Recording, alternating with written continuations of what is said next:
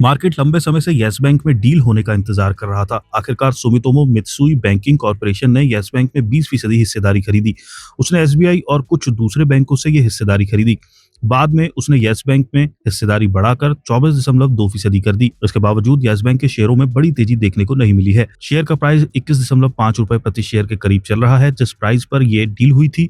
इसकी वजह क्या है? येस बैंक में फंडामेंटल्स अब बेहतर हैं। एसएमबीसी की डील के बाद बैंक का आउटलुक पॉजिटिव दिख रहा है, लेकिन बैंक की सुस्त प्रॉफिट ग्रोथ की वजह से इन्वेस्टर्स इस स्टॉक में दिलचस्पी नहीं दिखा रहे। 1% रिटर्न ऑन एसेट का रास्ता लंबा और मुश्किल दिख रहा है। सितंबर 2025 के अंत में डिपॉजिट की ग्रोथ साल दर साल आधार पर 6.9% रही, जो कम है। तिमाही दर तिमाही आधार पर ग्रोथ 7.4% रही।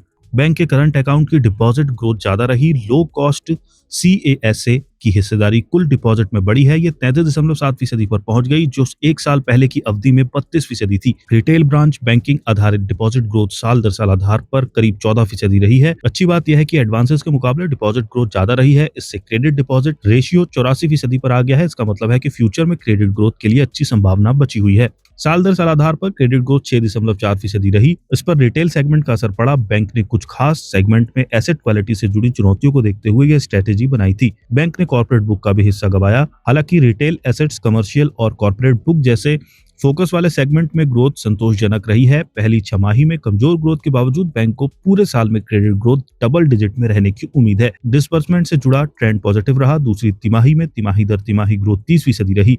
यस बैंक का नेट इंटरेस्ट मार्जिन सीमित दायरे में रहा है। हालांकि दूसरे बैंकों के मुकाबले एनआईएम कम होने से यस बैंक की प्रॉफिट बनने की क्षमता और आरओए पर असर पड़ा है। यस बैंक ने 3.25% से 3.3% एनआईएम का टारगेट रखा है। इंफ्रास्ट्रक्चर डेवलपमेंट फंड डिपॉजिट में कमी से बैंक को मदद मिलेगी। इसका असर मार्जिन पर रहा है। बैंक का मानना है कि आरआईडीएफ में घटती हिस्सेदारी, सीआरआर में कमी और डिपॉजिट की रीप्राइसिंग से आगे मार्जिन में इंप्रूवमेंट देखने को मिलेगा। यस बैंक ने ट्रांजैक्शन बैंकिंग को बढ़ाने और बड़ी कंपनियों तक पहुंच बनाने के लिए एमएमबीसी से अपने रिश्ते का फायदा उठाने का प्लान बनाया है। यस बैंक में हिस्सेदारी खरीदने के बावजूद एसएमबीसी अपने हौसले बैंकिंग ब्रांच और एक एनबीएफसी के जरिए इंडिया में ऑपरेट करती है। इसका फोकस एसएमई, रिटेल और उन इलाकों पर रहा है जहां बैंकिंग सेवाओं की पहुंच कम है।